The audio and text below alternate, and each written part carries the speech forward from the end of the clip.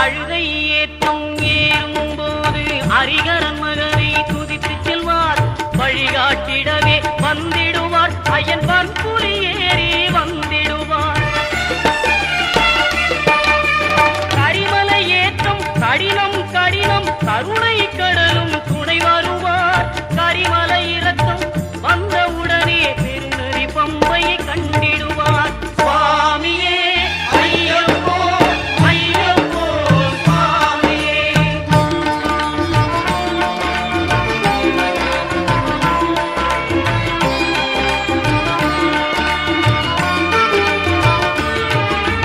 கங்கை நதி போல்